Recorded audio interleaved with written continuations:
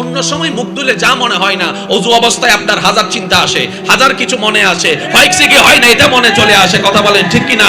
ব্যবসায় করেন, চাকরি করেন, গাড়ি চালান, তেমন কিছু মনে হবে না। যখন এই নামাজের মধ্যে আল্লাহু আকবার বলে ঢুকে যাবেন, এই চিন্তা সেই চিন্তা আসতেই থাকবে, আসতেই থাকবে, আসতেই থাকবে। এমনি ওযু ভাঙবে না, কিন্তু যখন কোরআন তেলাওয়াতের জন্য ওযু বানাবেন, দেখবেন ভাঙার জন্য উপক্রম হয়ে গিয়েছে। প্রস্রাব ধরেন, তখনও প্রস্রাবের ব্যাগ চলে আসে। এইরকম তো হওয়াটাই স্বাভাবিক। আপনি এমনি খেলার জন্য অ্যালার্ম দেন, দেখবেন যে টাইমের আগে আপনার চোখ খুলে গিয়েছে। আপনি যদি কোথাও বেড়াতে যাওয়ার জন্য অ্যালার্ম দেন, দেখবেন যে সারা রাত ঘুম হবে না, টাইমের আগেই আপনার অ্যালার্ম বেজে যাবার আগে আপনার চোখ খুলে গিয়েছে। যদি ফজরের আজানের জন্য আপনি অ্যালার্ম দেন, দেখবেন যে আপনার কানের মধ্যে সেই আওয়াজটা যায় না। কিন্তু অ্যালার্ম তো অ্যালার্ম, আমি তো আমি, পার্থক্যটা কোথায়? ফের আপনার শয়তান বলে আমি চাই না কেউ রবকে খুশি করুক, তোরা যতই রবকে খুশি করার চেষ্টা করবি, আমি শয়তান ততই তোদের উপর অত্যাচার করতে থাকবো। আশেকরা বলে তুই যা করার কর। শয়তানের দাবি কি? তোরে নিয়েই যাব, একা যাব। আশেক বলে যে যা করার কর, আমি আছি আমার রবকে নিয়ে। তোর যা ঠেলাঠেলি করার কর, আমি আছি রবের রহমতের দিকে তাকিয়ে। এবার যখন আপনি ওযুতে যাচ্ছেন, সে ডিস্টার্ব শুরু করছে। আরেকটা জিনিস আপনাদের হয় কিনা দেখেন, এমনি কোনো কাজ নাই, নামাজ পড়তে গেলে দেখবেন যে এই কাজ সেই কাজ, এই কল সেই কল। হয় কি হয় না? একটু ভেবে দেখেন না কেন হয় এই টাইমে? কারণ ওই যে একজনের পেট কামড়াচ্ছে। মনে রাখবেন, শয়তানের পেট যত কামড়াবে, বুঝে নেবেন আপনার রব আপনার উপর তত খুশি হচ্ছে। আর একটু জোরে বলতে হবে সুবহানাল্লাহ। আমরা যদি জান্নাত পেতে চাই, রবকে খুশি করতে চাই, আমাদের প্রধান দায়িত্ব, আমাদেরকে জান্নাতে যে নিতে চাচ্ছে না, জান্নাতে দিতে যে চাচ্ছে না, জান্নাতের দিকে যাওয়াটা যা সহ্য হচ্ছে না, তার প্ল্যানিং গুলো যদি বুঝতে পারি, তাইলে আচ্ছা যুদ্ধ করতে কি আসলে অস্ত্র লাগে না, মাথা লাগে না? ওনারা হন না, মাথা লাগে জানো না? টেকনিক কি? আচ্ছা ফ্লাইওভার যাইতো ই ফতম মানে বলছো হতে কি বানাতে নবো না জীবন রাস্তা কারা জীবন রাস্তা দেখে দিয়ে মেডি উঠতে ইয়াবারে বাতাস উঠতে তুলি বেলা দিন নবো না ওই না হার প্ল্যানিং এ ইঞ্জিনিয়ার হার প্ল্যানিং এ বানাই আগে নাকি আঁকি আগে না গবেষণা করছি আগে বেগিন গড়িয়ারে বেগিন ইন্ডে তো নিষেধ মাথো না ভাই কি তুন শয়তানের সালাকে যদি বুঝি ফেলো এটার লাইন বানানো সোজা। সেজন্য আমি একটা কথা বলার চেষ্টা করি, নিজেও মানার চেষ্টা করি। শয়তানের হাজার ক্ষমতা থাকে, তারপরও তার কোনো যোগ্যতা আপনার সামনে নেই, কোনো পাওয়ারই সে আপনার কাছে রাখে। সে আপনার সামনে অতি দুর্বল। যেখানে আপনি আউযুবিল্লাহ বললে তার 12টা বেজে যায়, যেখানে আপনি একবার তওবা করলে তার সারা জীবনে কামাই দেওয়া গুনাহ সব মোচন হয়ে যায়। আপনার সামনে তো শয়তানের কোনো পাওয়ারই নাই। কেন? শয়তানের সাথে রহমানের রহমত নাই, কিন্তু আপনার সাথে আপনার রহমানের রহমত আছে। বলেন সুবহানাল্লাহ। আর সাকসেস হওয়ার মেইন বেস হচ্ছে রহমত। আপনি আম গাছ থেকে আল্লাহর রহমত তুলে নেন, বলেন না? আমের ভিতর থেকে আল্লাহর রহমত তুলে নেন, স্বাদ ভাই জোরে বলতে হবে ভাই। আপনি জাম গাছ থেকে রহমত তুলে নেন, জান্নাত থেকে আল্লাহর রহমতটাকে সরাই ফেলেন।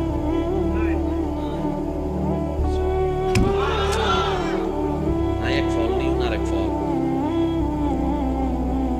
আচ্ছা বুঝতে পারছি বেশি রাত হয়ে গেছে, সেজন্য আপনারা টেনশন করতেছেন। শেষ আমি আর 10 মিনিট আছে, তারপর শেষ করে দিচ্ছি। একবার বলেন আলহামদুলিল্লাহ। তবে আমি আমার ভাইদের কাছে একটা জিনিস জানতে চাই, মন খুলে বলবেন, পাস করতে চান না ফেল করতে চান? কয়েকজনের শুনেছি, আরগুলো শুনি নাই। পাস করতে চাই না ফেল করতে চাই? বেইজ্জতি চাই নাকি ইজ্জত চাই? থেকে বলেন বেইজ্জত চাই না ইজ্জত চাই? কুত্তার মতো মৃত্যু চাই? কুত্তার মতো মৃত্যু চাই? যদি মরণটা এমন হয় যার চেহারা দেখে এলাকার মানুষ বলবে দেখ জান্নাতি মানুষের চেহারা বেশি বুঝছে। জীবন তো এটা, জীবন তো এটা। আর এটা পাওয়ার জন্য আমাদের কিছু টেকনিক অ্যাপ্লাই করতে হবে। আসুন উলামা ইকরামের দোয়া নিয়ে একটু বোঝার চেষ্টা করি। তাহলে শয়তান যত চেষ্টা করবে দূরে রাখতে, আমাদেরকে তত জোর করে যেতেই হবে। সেজন্য সারা রাত মোবাইল টিপলে ঘুম আসে না, কিন্তু আজানের আগে দেখবেন যে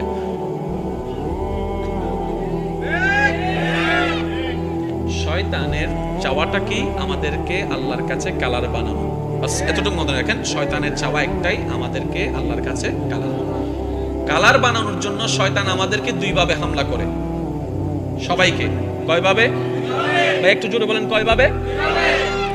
একটা হচ্ছে ভিতরে ভিতরে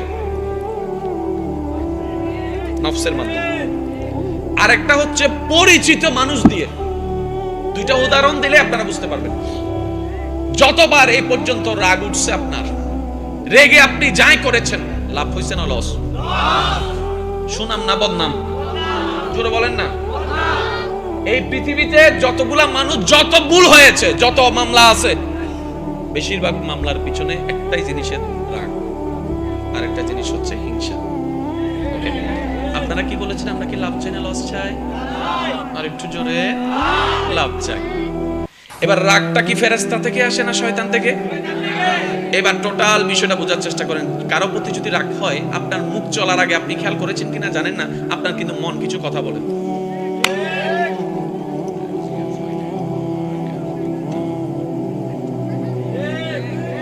কথা বলেন না রে ভাই, হয় কি হয় না? রাগ ও সামনে নাই, আপনার মুখ বলার আগে মন বলে।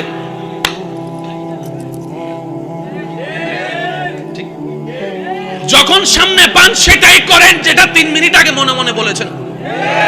এবার তাকে পেয়ে রাগ করে আপনি এমন ভাবে একটা দিছেন, মায়ের সামনে 2টা দাঁত পড়ে গেছে। সামনে 2টা দাঁত পড়ার সাথে সাথে ব্লিডিং শুরু হয়েছে। ব্লিডিং শুরু হওয়ার সাথে সাথে আপনার ব্রেন অ্যাক্টিভ হয়েছে। এবার সেই সাহসী বীর পুরুষটা পালাইয়া ঘাটের নিচে, কথা বলেন, সবাই এলাকায় তারা খুঁজতেছে, কিরে তুই কই? আমি তুই তো সাহস করে মারতে গেছস, মাইরেও দিছস, এখন ভয় পাচ্ছস কেন? বেশি ভুল করে ফেলছে, কেমনে মারছে আমি নিজেও জানি না, কেমনে কি করছে আমি নিজেও জানি না, বিশ্বাস কর এটা। আপনি না মারলেন, আবার আপনি বলছেন না। এবার পুলিশ যখন অ্যারেস্ট করতে আসলো, আপনি বললেন স্যার আমি মারি নাই। তো মারছে কে? দাঁতের উপর তো তোর হাতের না সাপ, আসামি তো তুই।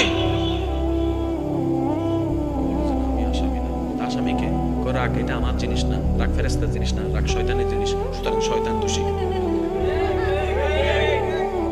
শয়তান আমাকে রাগ দিছে, সেজন্য আমি এই কাজটা করছি। শয়তান বলে যে স্যার আমার কোনো দোষ নেই। ওই তো দোষ নেই মানে?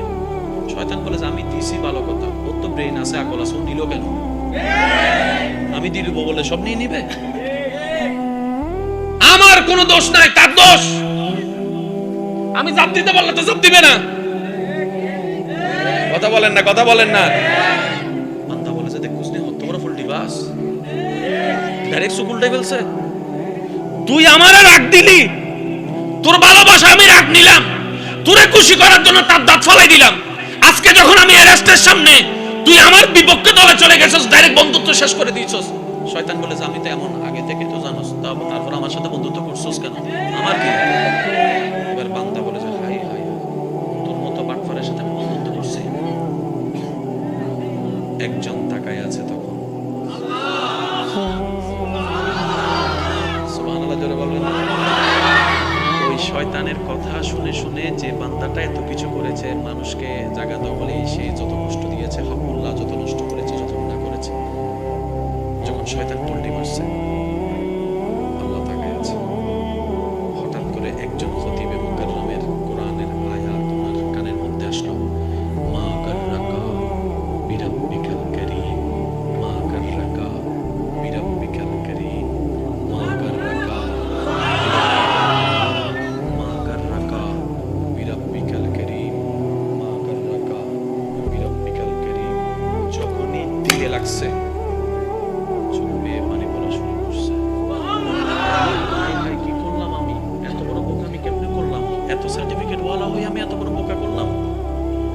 জবাব দিব দুনিয়াতে, কি জবাব দিব আখেরাতে? ভাবনায় যখন চলে আসলো, নিজের ভিতর অনুতপ্তা সৃষ্টি হলো। আরে করেছি তো করেছি, 1-2 মাস তো গুনাহ করি নাই, শয়তানের পাল্লায় পড়ে বছরের পর তো বছর করেছি, দিনের পর তো দিন করেছি, সপ্তাহের পর তো সপ্তাহ করেছি, রাতের পর তো রাত করেছি, 1-2 দিন বলে তো সরি বলে কোনো রকম শেষ করে নিতে পারতাম। কারণ 1-2টা ভুল ক্ষমা চাওয়া যায়, হাজার হাজার কোটি ভুল ক্ষমা চাইতেও তো নিজের কাছে লজ্জা লাগে। এখন আমি কিভাবে কি করব? রব বলে যে লা তাকনাতু মির রাহমাতিল্লাহ। বান্দার কানের মধ্যে যখন আসলো আমি আল্লাহর রহমত থেকে নিরাশ হইস না, ইন্নাল্লাহা ইয়াগফিরুয যুনুবা জামিয়া। বান্দারে যদি পাহাড় পরিমাণও তোর গুনাহ হয়ে যায় মন ছোট করিস না, আমি রবের কাছে চলে আয় তওবার মাধ্যমে, আমি ক্ষমা করে দিতে রাজি আছি। সুবহানাল্লাহ। বলে যে খাইছে না, যিনি এত বছর পরে আসার পরও সেকেন্ডে মাফ করে দেয়, ওনার চাইতে বড় আপন। আমি একটা প্রশ্ন করে আপনাদের যার যেটা মন চায় উত্তর দিবেন। আপনি আমাকে না চিনলেও আমি আপনাকে না চিনলেও যে নিজেকে তো আমরা তো চিনি না। আমি কেমন, আপনি কেমন, আপনার সকাল কেমন গিয়েছে, দুপুর কেমন গিয়েছে, আপনারটা আপনি জানেন, আমারটা আমি জানি। তো জান্নাতে যেতে গেলে যে ঈমানের পরে যে নেকির পাল্লা ভারী হওয়া লাগবে, তো আমাদের জীবনে তো আমরা যেটুকু জানি, আমি মুকাররম বাড়ির জীবনে সজ্ঞানে স্বইচ্ছায় বলছি যে আমার জীবনে সওয়াবের চাইতে গুনাহ বেশি। আমার মতো গুনাহগার কে কে আছেন একটু হাত তুলবেন। যদি আমার মতো গুনাহগার কে কে আছেন একটু হাত তুলেন। আপনার পাশে যে হাত তুলতেছে না সে হচ্ছে জান্নাতি মানুষটা, চেহারা চিনে রাখেন। এবার হাত নামান।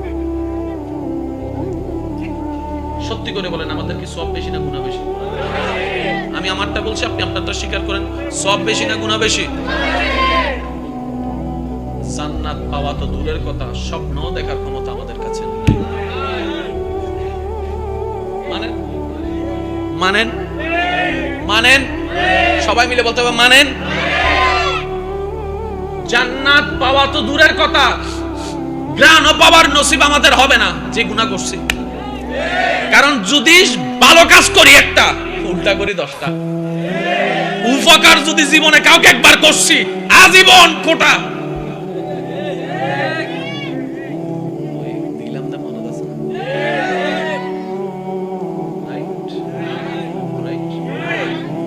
আমরা কেউ জান্নাত পাবো আসলে যোগ্য না, কিন্তু আমাদের একটা জায়গায় বড় খুশনসিব।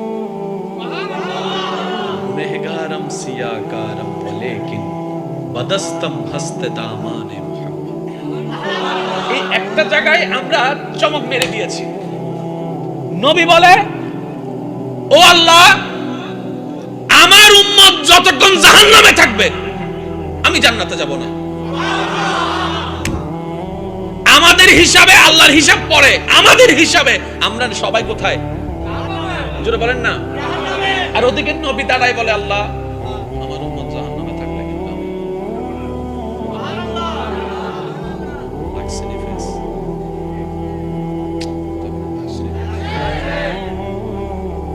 আমরা এমন জাহান্নামী যে আমরা কাউকে দোষারোপ করতে পারবো না। আমার দোষে আমি জাহান্নামী, আপনার দোষে আপনি জাহান্নামী। জান্নাতে জাহান্নামী বিবেচনা হবে কিসের কারণে? আমলের উপর। আমল মানে চরিত্রের উপর, ঠিক আছে? একজন মানুষকে সবচেয়ে ভালো কে চিনে দুনিয়াতে? স্বামীকে চিনে স্ত্রী, স্ত্রীকে চিনে মা বাবাকে একটু সাইডে রাখলাম। আজকে যাই আপনার ঘরের বউটাকে ছেলের মারে জিজ্ঞেস করবেন, অটনির মা, একটু জিজ্ঞেস করবেন, অটনির মা তুমি তো আমার অর্ধাঙ্গিনী, লাইফ পার্টনার। কারণ আমি সবাইকে ছেড়ে এমন রুমে আসি যেখানে আর কেউ থাকে না তুমি ছাড়া। আমার রাতটা কেমন তুমি ছাড়া কেউ। কারাম আজমাইনের নাম আছে, উম্মতের লিস্টের ভিতরে তো আহলে বাইতের নাম আছে, উম্মতের লিস্টের ভিতরে তো তাবিঈ হবে, তাবিঈ আল্লাহর ওলিদের জান্নাতীদের নাম আছে। এবার আল্লাহ পাক বলবে, আপনি যে বললেন রব্বি হাবলি উম্মতি, উম্মতকে দেওয়ার জন্য আপনি কি আবু বকরের কথা বলছেন? নবী বলে যে না, আমার আবু বকরকে নিয়ে চিন্তা নাই, আমার ফারুককে নিয়ে চিন্তা নাই, আমার ওসমানকে নিয়ে চিন্তা নাই, আমার আলীকে নিয়ে চিন্তা নাই। ও আল্লাহ, আমার উম্মতের ভিতরে যারা জাহান্নামের অধিবাসী হবে ওই উম্মতগুলোকে আমাকে দিয়ে দাও।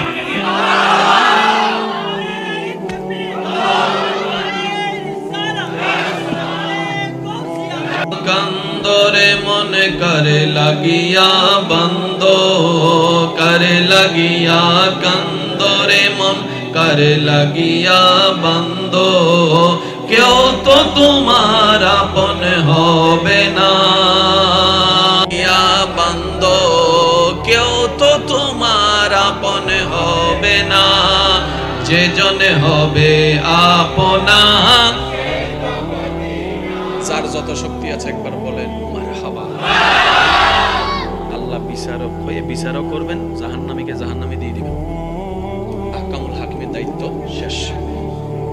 এবার নবীকে আল্লাহ সিজদায় যাওয়ার অনুমতি দিয়ে সুপারিশ করাবেন। নবীর সুপারিশ কবুল করতে করতে নবীর উম্মতকে, আল্লাহর বান্দাদেরকে জাহান্নামী থেকে জান্নাতি করে দিবেন। জগৎ জিজ্ঞেস করবে মওলা জাহান্নামী আবার জান্নাতি হয় কেমনে? ফেল কখনো পাস হয় না, পাস কখনো ফেল হয় না, কথা বলেন না। দিন কখনো রাত হয় না, রাত কখনো দিন হয় না, জাহান্নামী কখনো জান্নাতি হয় না। আল্লাহ তুমি যে জাহান্নামে দিলা এটা সঠিক, আহকামুল হাকিমিন বিচারক হয়ে দিছিল। আল্লাহ জান্নাত পাইলো কেমনে? কই তোরা কি পড়স নাই সূরা ফাতিহা 3 নম্বর লাইন, মালিক ইয়াউমিদ্দিন, আমি মালিকও, আমি বিচারকও, আমি মালিকও। বিচারক হয়ে বিচার করেছি, যার যতটুকু প্রাপ্য তাকে সেটা দিয়েছি, বিচার শেষ। এবার মালিক হয়ে রহমানুর রহিম হয়ে দয়া করে জাহান্নামী থেকে জান্নাতি বানিয়ে দিয়েছে। আল্লাহ আমাদেরকে সে নিয়ামত অর্জন করার তৌফিক দান। কষ্ট না নিলে একটা কথা বলবো, জান্নাতে দুই ধরনের মানুষ থাকবে ভাই। কয় ধরনের? এক ধরনের মানুষ যারা জান্নাতকে চাইতে চাইতে চাইতে জান্নাত পাওয়ার জন্য কষ্ট করতে করতে করতে করতে জান্নাত পাবে, এই এক ধরনের মানুষ। আরেক ধরনের মানুষ জান্নাতে থাকবে যাদেরকে জান্নাত স্বয়ং নিজেই আল্লাহর কাছে দোয়া করে, ফরিয়াদ করে, দরখাস্ত করে ওই মানুষগুলোকে নিবে। কয় ধরনের জান্নাতি? একটু বোঝার জন্য বলেন কয় ধরনের। কেউ জান্নাত চেয়ে রবের দয়া নিয়ে জান্নাত পাবে, আবার কেউ জান্নাতে তাদেরকে বলবে আল্লাহ অমুককে আমাকে দাও। আচ্ছা আপনি কোনটা হতে চান? যদি হতে চান 1 এবং 2 এর মধ্যে কোনটা হবে? বলেন না ভাইয়া, বুঝতে পারি নাই মনে না। সবার চাওয়া কোথায় যাওয়া? জান্নাতে। ওকে, জান্নাতে কয় ধরনের মানুষ থাকবে? একটা হচ্ছে যে কষ্ট করে করে জান্নাত পাবে, আরেক ধরনের মানুষ জান্নাতে আল্লাহকে বলবে আল্লাহ ওইটা একটু আমাকে দাও। কার দাম বেশি? কার সম্মান বেশি? দুই না, কার সম্মান বেশি? আমরা কোনটা হতে চাই? একটু জোরে বলেন কোনটা?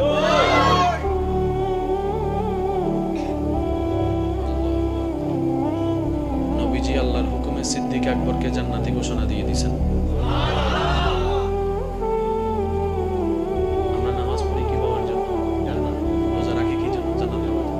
সিদ্দিক আকবর যেদিন শুনেছেন জান্নাতি হয়েছেন আল্লাহর হুকুমে, পরের দিনেই আগের মতো ওযু বানায় মসজিদে নববীর দিকে চলে যাচ্ছে।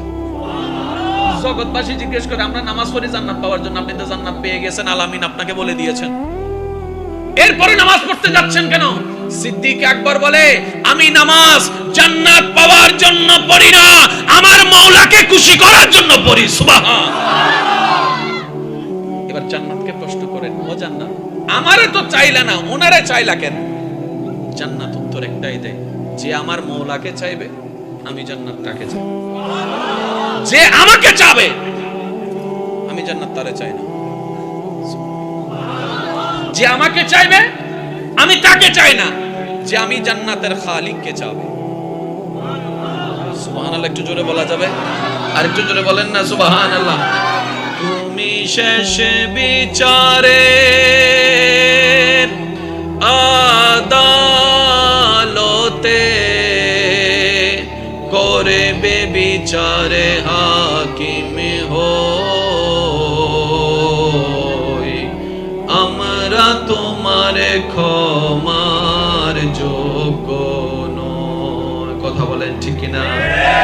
আমরা তোমার ক্ষমার যোগ্য নই। আল্লাহ আমাদের সবাইকে মাফ করুন। এতটুকু কি ক্লিয়ার বুঝে আসছে? শয়তানে আমাদেরকে টানবে কোন দিকে? জাহান্নামের দিকে। আমাদেরকে যেতে হবে রবের দিকে। শয়তানে হামলা কয়ভাবে করে? শেষ ভালো যার সব ভালো তার, একটু জোরে বলেন কয়ভাবে? একটা হচ্ছে ভিতরে ভিতরে, জায়গাতে শোনা ঈদের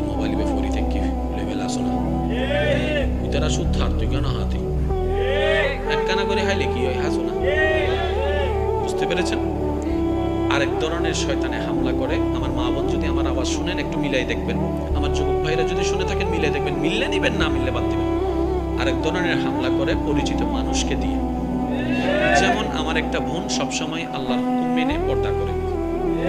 কোন একটা বিয়ের অনুষ্ঠান আসছে, গায়ে হলুদের অনুষ্ঠান কিংবা কোন একটা কিছু, আমার বোন বলছে আমি সেখানে যাব না। কেন? আমি বোরকা ছাড়া কোথাও। এটা হচ্ছে আমার বোনের ঈমান। একজন এসে বলবে, মামি, চাচি, খালা, ভাই বোন এসে একজন বলবে একদিন বোরকা না পরলে কি হইছে, প্রত্যেকদিন তো পরো, সবাই বোরকা ছাড়া, তুমি একজন বোরকা পরলে তোমাকে তো গাইয়া লাগবে।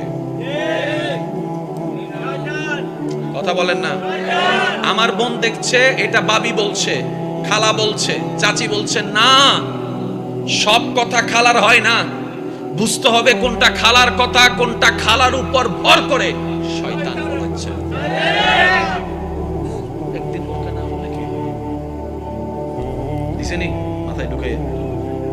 তারপরে বলতেছে এত সুন্দর মেকআপ করে, এত সুন্দর ড্রেস পরে বোরকা যদি পরো, এই 20,000 টাকার ড্রেস এটা দেখবে কি? আর যদি না দেখো তাহলে আর কিনে লাভ কি? আমার বোন শাসি মনে করে শাসি শয়তানের কথায় পড়ে গেছে, বান্ধবী মনে করে শয়তানের কথায় পড়ে গেছে। এবার হাসরের ময়দানের সময় যখন আমার বোনকে এই টাইমটা নিয়ে প্রশ্ন করা হচ্ছে, আমার বোন বলবে আল্লাহ আমার কোনো দোষ নাই, আমার চাচি, মামি, কাকা যারা আছেন ওনারা বলছে, ওনাদেরকে যখন ডাকা হবে আল্লাহ আমার কোনো দোষ নাই, শয়তান আমার উপর বর করে বলাইছিল যে, কারণ শয়তানে দেখতেছে তার ঈমানের পরীক্ষায় শয়তানে জিততে পারতেছে না, সেজন্য এমন কাউকে দিয়ে আমাকে দিয়ে বলেছে, অন্তত আমার মুখের দিকে তাকাই হলো যেন সে শয়তানের কথা ধরতে বাধ্য হয়, লজ্জায় পড়ে, সেজন্য শয়তান আমাকে দিয়ে এই কাজটা করিয়েছে। শয়তানের হামলা কয়ভাবে? জোরে বলেন না কয়ভাবে? একটা হচ্ছে ভিতরে ভিতরে, আর একটা হচ্ছে পরিচিত। কখনো যদি আপনাকে বলে তোর জায়গায় আমি থাকলে তারা জেলের ভাত খাওয়াইতাম, কে কে কে? জোরে বলেন না কে? আপনি মোটরসাইকেল চালাচ্ছেন, আরেকজন আইসা চিনে না জানা নাই পিছন থেকে ব ব ব, তারপরে বেল 3-4টা মেরে আপনাকে একটু উত্তেজিত করা, সাই ভাইলাই চিনে নাই জানা নাই হতে ভাইলাই, কে? জোরে বলেন না কে? কেউ যদি আপনাকে বলে আপনি বলবেন যে না আমি খাই না এগুলো, আমি খাসি টাসি না, মা তুই কেমন পুরুষ মানুষ, এটা খাইতে পারস না। আমি কি বুঝাইতে পারছি কথা? আমি কি বুঝাতে পারতেছি? এগুলা কে করাচ্ছে? শয়তানে। কাকে দিয়ে? এমন মানুষকে দিয়ে যাদের কথা আমরা লজ্জায় হলো পালন করার চেষ্টা করি। এবার আমার ভাই বলবেন আচ্ছা ভাই আমি চিনবো কিভাবে? এক কথায় বুঝেন, যার কথায় কাজে রব এবং রাসূলের বিরোধিতা পাওয়া যাবে, সে যেই হোক। ভাই জোরে বলেন না রে ভাই। মনে করেন আমিও যদি কখনো আপনাকে বলি একটু খাসো না ভাই, আপনি তখন বলবেন বাড়ি হুজুরের উপর শয়তান ভর করছে, বাস ক্লিয়ার কথা কিনা? আর কোনো টাইম বাম করার দরকার? নামাজের জন্য যাচ্ছেন, বন্ধু একজন ডাকছে, দোস্ত 5 মিনিট কেছো না, জোরে জোরে জোরে। আপনি বাঁচবেন কিভাবে? আপনি বলবেন যে তুই 5 মিনিট দাঁড়া, আমি 5 মিনিট পর আসতেছি, দরকার হলে আমি 10 মিনিটের জায়গায় তোর 20 মিনিট টাইম দিব, কিন্তু 5 মিনিট তুই দাঁড়ায় থাক যদি আমার বন্ধু হস। হ্যাঁ টাইম তো এখনো আছে, টাইম আছে মনে করি গেই। এখন বলেন শয়তানের হামলা কয়ভাবে হয়? যাদের বাঁচার ইচ্ছা আছে তারা একটু বলেন কয়ভাবে? আমাদের কাজ কি? বাঁচার চেষ্টা করা। আমি আবার বলছি বাঁচা নয়, কারণ কেউ আমরা বাঁচতে পারবো না, কারণ আমরা 10 দিকে হামলা করলে সে 30 দিকে হামলা করবে। আমাদের কাজ বাঁচার চেষ্টা, তাকে ল্যাং মারার চেষ্টা, আমাদের কাজ চেষ্টা করা। এই চেষ্টা করতে করতে যদি কোনো বান্দা কবরে চলে যায়, আল্লাহ চাহে তো খুশি হয়ে তার সারা জীবনের গুনাহ মাফ করে দিবে। এই কারণে আদম ও মুমিনের বিপক্ষে যুদ্ধ করার কারণে বলেন সুবহান। সেজন্য মনটা সবসময় বড় রাখবেন। পারবেন ইনশাআল্লাহ? আরো জোরে বলেন পারবেন ইনশাআল্লাহ? সবকিছু দেওয়ার মালিক কে? আল্লাহ কাদেরকে দেয়, কেন দেয়? আল্লাহ তাদেরকে দেয় যারা আল্লাহর দিকে তাকায়, অন্যদেরকে দেয়। সুবহানাল্লাহ বলবেন।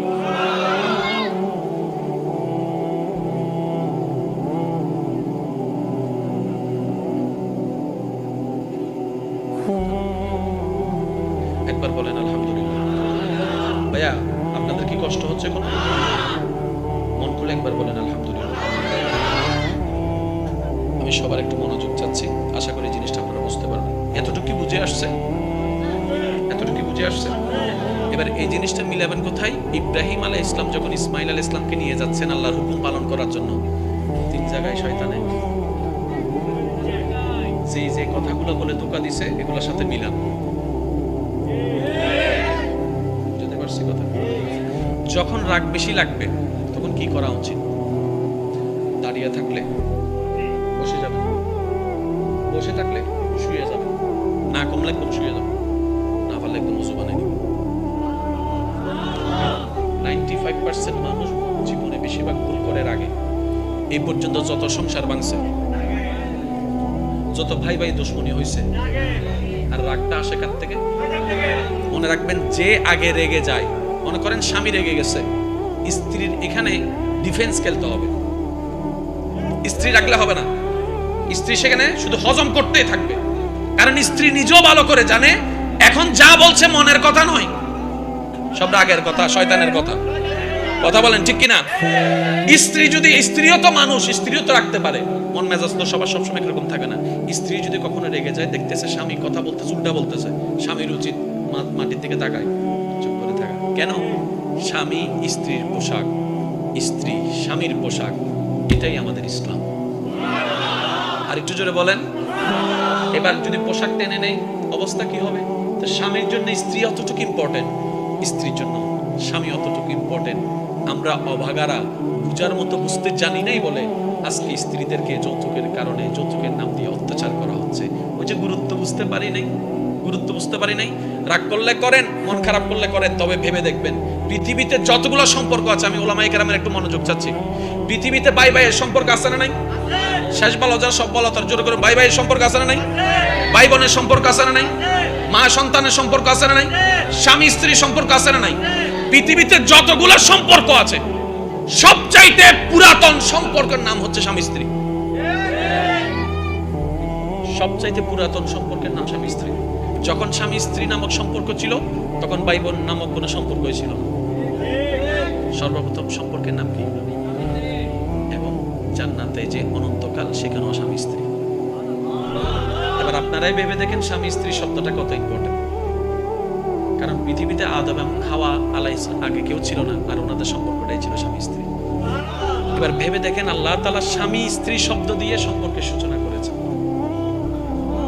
আল্লাহ প্রত্যেকটা স্বামীকে, স্ত্রীকে আপন আপন জায়গা থেকে এই মর্যাদা বোঝার তৌফিক দান। 5 ওয়াক্ত নামাজ চলবে ইনশাআল্লাহ। যে কথা বলতে চেয়েছি, যে দুই একজন আমাকে ভালোবাসেন, আবদার করে বলি, তিনি তাকে দয়া করে যে ওনার দিকে তাকিয়ে অন্যকে দয়া করে। ঠিক আছে? এখানে যারা সংসার চালাচ্ছেন, যাদের একজনের ইনকামে 4-5 জন চলছে, আমি শ্রদ্ধার সাথে একটা কথা বলবো, কখনো কাউকে এমন কথা বলবেন না আমি খাওয়াচ্ছি, আমি চালাচ্ছি, আমি দিচ্ছি।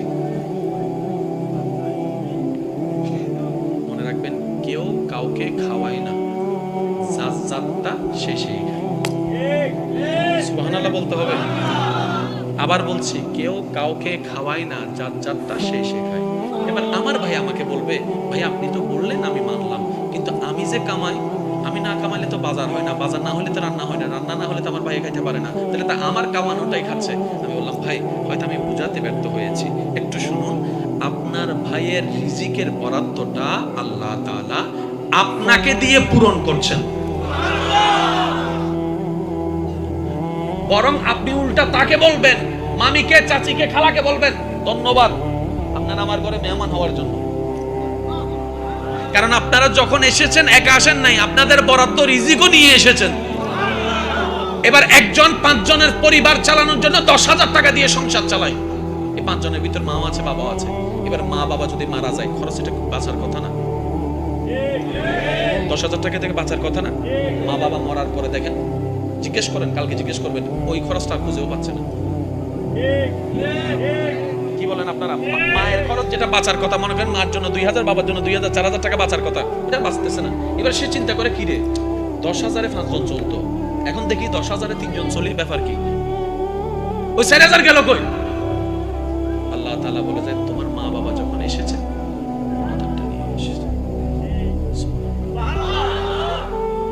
সবাইকে আমি আল্লাহই খাওয়াই, স্বামীকে বউয়ে খাওয়াই না, বউকে স্বামী খাওয়াই। সবগুলা হচ্ছে বাহানা। সবগুলা কি? কৃষক একটা বাহানা, দোকানদার একটা বাহানা, স্বামী বাবা একজন বাহানা, স্ত্রী একজন বাহানা। সবকিছুর মূলে আমি রব্বুল আলামিন। চিৎকার দিয়ে বলেন সুবহান।